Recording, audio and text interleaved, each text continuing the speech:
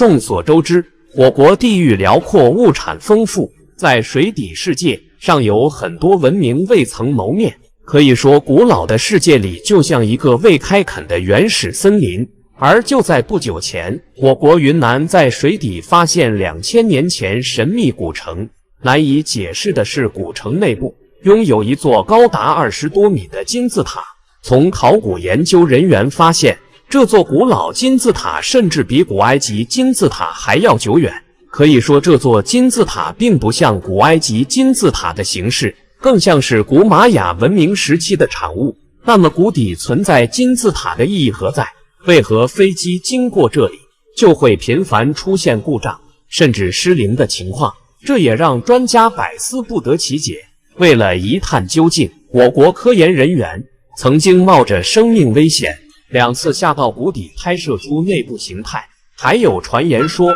這裡曾經出現過外星人飛機。難道說谷底真的存在未曾發現的古文明和外星人嗎？今天我們就一起走進這個神秘的雲南大理，點個關注，點個讚，我們接着往下看。雲南抚仙湖湖底古城最初發現於1992年，當時一位叫耿衛的潛水員在湖底潛水的時候，意外地發現了一堆看似人工堆砌而成的石頭遗址。在不確定到底是自然界產物還是人工開鑿的情況下，於是耿衛拍下了一部分的照片。在上岸之後，向相關的媒體的專家求證此物的由来。看見照片以後，學術圈立馬炸開了鍋。學者們對於照片裡面的龐大石頭群是人類文明的遺址還是自然產物爭論不休。於是為了求證雲南撫仙湖湖底的石頭堆到底是什麼，文物局展開了多次調查。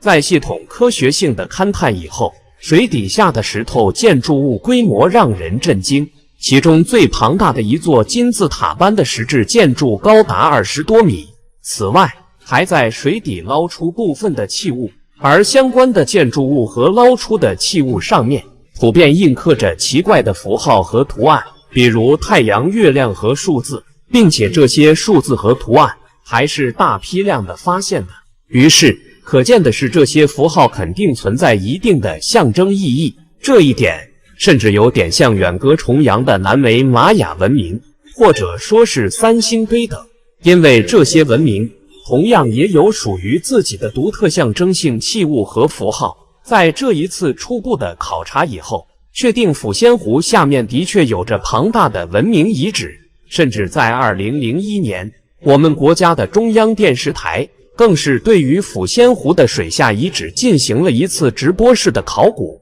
之後引發了劇烈的反響。很多人也是靠着央視的介紹，才知道雲南的撫仙湖湖底還有如此的奇觀。在這之後，撫仙湖經常吸引考古人員和潛水愛好者的到訪。那麼，在撫仙湖裡面，為什麼存在一座如此規模的城池？對此，目前存在3個假設。第一種是西漢時期的魚源城，而作為當時雲南的中心城市的魚源城，在《漢書》中有明確存在所謂大池的旁邊的記載，而大池可能就是撫仙湖。在氣候和歷史的變遷中，魚源城被淹沒在了湖底之中。第二種可能是，這座城池是古滇國的都城之一。當時在雲南這個化外之地，古滇國是最強大的國家。不過，在秦國統一全國的戰爭中，古滇國遭到了秦軍的打擊，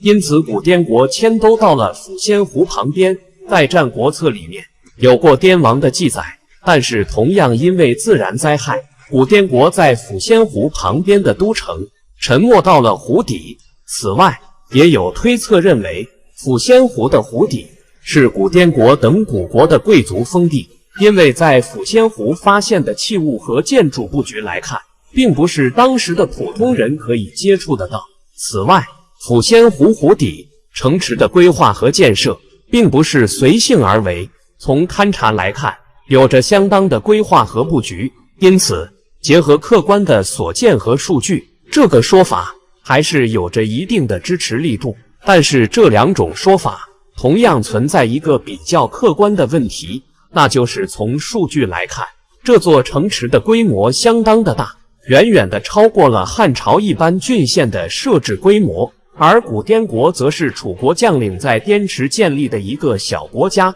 在歷史上並沒有很出彩的政績和存在感，特別是在被秦軍打擊，漢武帝出兵滅亡之後，更是直接消失在歷史裡面。那麼，這等的國家在那個年代有這等國力來修建如此規模的城池嗎？此外，這座古城的主要建築物，從目前來看，主要是石質建築物。而在那個年代，應該還是以土木為主，甚至連大漢王朝的首都長安、未央等宮殿還不存在如此規模的石頭建築物。再者，下面的奇怪符號，應該也和當時兩個國家的圖騰或者符號沒有關係。不過，也有學者認為，抚仙湖湖底的城池可能比這些朝代和文明更加的古老，因為從布局和相關的符號來看，這些人的思維形式十分類似於瑪雅人，甚至可能在時間線上面也有一定的契合度。可能就是在抚仙湖旁邊，曾經還有過一個不為人知，在歷史上沒有記載的文明，可能同樣是因為某些變故，和瑪雅人一樣，只留下了宏大而且空洞的建築群。因為首先，一個文明的傳承和存在感，很大的程度就是用文字來傳承延續，但是這個文明雖然在撫仙湖的湖底有着一部分類似太陽和月亮的符號，但是並沒有像漢字，甚至是蒙古文、西夏文等大面積的使用遍布開來。而這些看似簡單的符號，一般認為可能就是類似象形文字或者是圖騰，在文化意義上面可能被視作是一種原始信仰和社会制度，並不存在具体固定的語法和語義。甚至隨着時代的变化中，這些文字和符號還是不是這個文明最初的文化定義和象徵都未可知，或者說是有沒有受到過外来因素的影響。這一切都還是需要在撫仙湖尋找更多的樣本和依據，才能做出更為正確的判斷。不過，從目前的資料來看，撫仙湖底下的古城究竟是不是人類文明的起源之地，以及在這座神秘的古城遺址裡面曾經存在發生過哪些人和事情，都值得當下的想象和进一步的发掘探索。期待有朝一日可以在撫仙湖找到絕對存在說服性的證據，來揭示這座古城神秘的面紗。那你認為這樣什麼的古城建築是自然形成的呢？還是跟上文所說是一個文明古國？